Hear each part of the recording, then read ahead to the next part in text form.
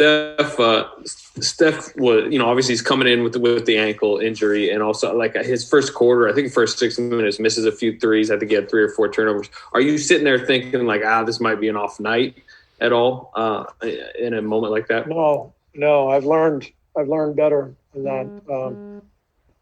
Steph, I remember maybe 4 or 5 years ago, he had a playoff game in Portland, and I've told this story a few times, but he was 0 for 10. He had been out with injury for a couple of weeks, maybe a few weeks, and he was 0 for 10 in the game, and he hit his 11th shot. So he was now 1 for 11, and he shimmied at half court after making the shot. And I was laughing because, as I told him afterwards, who shimmies when you're 1 for 11? Well, Steph does. And then you guys probably remember that game. I think he had 20 in overtime. So that's the thing with Steph. The confidence is so deep that all it takes is one shot, and he feels like he's on fire.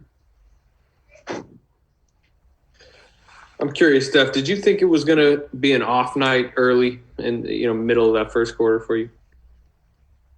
No, I had to figure out how they regard me, because usually, obviously the way I've been shooting, I expected a little bit more aggressiveness at the ball, and they were funneling me, and I was making all the wrong decisions. I just had to kind of settle down and figure out what the look was, and then see one shot go down, and we clawed our way back into the game and gave ourselves some life, so that was good after that 12-0 start, and then just scrapped the rest of the way. And obviously, if there's time left and me and Draymond in a pick and roll, good things happen.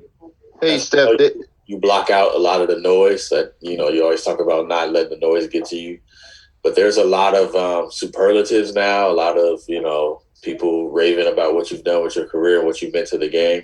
Is that tougher to block out, or is that the kind of dialogue you like hearing?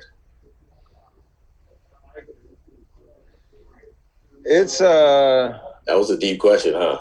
It was. It's flattering, but it's nothing I wake up and yearn for. But I appreciate the respect and appreciation for what I'm able to do out there on the court. However people want to talk about it, but it doesn't change, again, how I approach the game and my belief in myself and my team and, what I'm capable of doing. So it's easy to block out.